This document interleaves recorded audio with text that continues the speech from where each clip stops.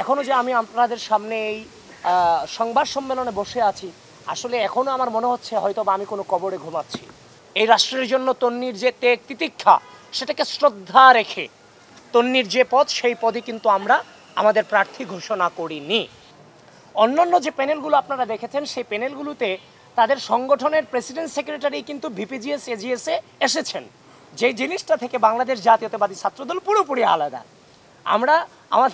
আমরা আমাদের জায়গা থেকে আমাদের যারা সংগঠনের প্রেসিডেন্ট সেক্রেটারি যারা আছেন, তারা কিন্তু ইচ্ছা করলেই ভিপিজিএস এজিএস হতে পারতেন, কিন্তু তারা বর্তমান পরিবেশ পরিস্থিতি এবং ঢাকা বিশ্ববিদ্যালয়ের শিক্ষার্থীদের চাহিদা অনুযায়ী তারা তাদের জায়গা ছেড়ে দিয়ে তাদের নিজেদের মধ্যে একটি নির্বাচন প্রক্রিয়া সম্পন্ন করে তারা তাদের জুনিয়রদেরকে সামনে এনেছেন এবং শিক্ষার্থীদেরকে নেতৃত্ব দেওয়ার জন্য সেই সুযোগ তারা করে দিয়েছেন, যার কারণে বাংলাদেশ জাতীয়তাবাদী ছাত্রদলের প্যানেলটা অন্যান্য সকল সংগঠনের প্যানেল থেকে সম্পূর্ণ আলাদা।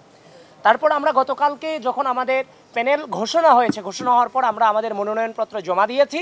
জমা দেওয়ার পরে আসলে আমাদের বেড়ে ওঠাটা খুব ফর্মালভাবে না, নর্মালভাবেই যদি বলি, একদম যেভাবে আমরা কথা বলি, যে আমাদের বেড়ে ওঠাটা কিন্তু আসলে জুলাই কেন্দ্রিক, আমাদের ফ্রন্টে আসাটা আমাদের জুলাই গণঅভ্যুত্থান কেন্দ্রিক। তো জুলাই গণঅভ্যুত্থানে আমরা চোখের সামনে অসংখ্য রক্ত দেখেছি। এখনও যে আমি আপনাদের সামনে এই সংবাদ সম্মেলনে বসে আছি, আসলে এখনও আমার মনে হচ্ছে হয়তো বা আমি কোনো কবরে ঘুমাচ্ছি। আমি যখন গতকালকে আনাসের কবর জিয়ারত করতে গিয়েছি, সেই আনাস কিন্তু 5 আগস্ট সকালে আমি যখন ডাক দিয়েছিলাম প্লিজ কেউ কাউকে ছেড়ে যান না, এই ছোট্ট আনাস কোনো স্বার্থহীনভাবে এই রাষ্ট্রের জন্য কিন্তু জীবনটা বিলিয়ে দিয়ে গেছিল। আজকে আমি আপনাদের সামনে বসে আছি, সেই আনাসদের রক্ত, শাহাদিকদের রক্ত, এই জুনায়েদদের রক্ত, এই যে হচ্ছে যে ওয়াসিমদের রক্ত, আবু সাইদদের রক্ত, মীর মুগ্ধের রক্ত, হাজারো হাজারো শহীদদের রক্তের বিনিময়ে কিন্তু আপনাদের সামনে এখন বসে আছি। সুতরাং এই শহীদদেরকে ধারণ করে ওন করে কিন্তু আজকে আমরা আপনাদের সামনে কথা বলছি, যার ফলশ্রুতিতে গতকালকে যখন আমাদের প্যানেল ঘোষণা হয়েছে, আমরা মনে করেছি যে যাদের রক্তের বিনিময়ে আজকে আমরা এই জায়গাতে এসেছি, তাদেরকে স্মরণ করাটা আমার প্রয়োজন। যার ফলশ্রুতিতে আমি আনাসের কবর, জুরাইন কবরস্থানে ছিল, আমরা আনাসের কবর জিয়ারত করেছি, আমরা ওখানে গিয়ে অনুভব করেছি এবং তাদের যে ইচ্ছা ছিল, আকাঙ্ক্ষা ছিল, সেটাকে ধারণ করেই আমরা সামনে অগ্রসর হব, যার ফলশ্রুতিতে সেখানে আমরা শহীদদেরকে স্মরণ করার চেষ্টা করেছি। তারপরে দেখেন আমাদের প্যানেলে আরেকটা জিনিস আপনারা দেখতে পারবেন যে আমাদের হচ্ছে যে ভিসি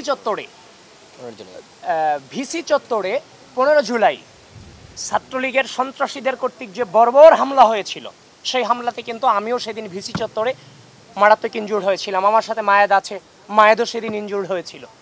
তো সেদিন কিন্তু একটা ঘটনা আমাদেরকে অত্যন্ত কাঁদিয়েছে, গোটা বিশ্বকে কাঁদিয়েছে, যে আমাদের ছোট বোন তন্নির ঘটনাটা।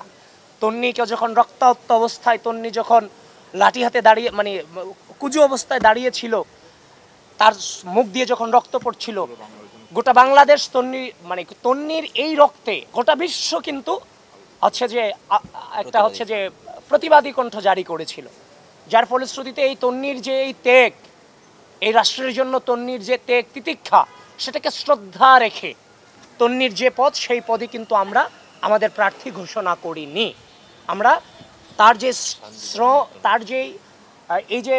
তার যে হচ্ছে যে ত্যাগ, এই ত্যাগকে আমরা শ্রদ্ধা জানিয়ে তাকে আমরা সমর্থন জানিয়েছি, যেটা হচ্ছে যে আমরা আমাদের জায়গা থেকে করেছি আর কি।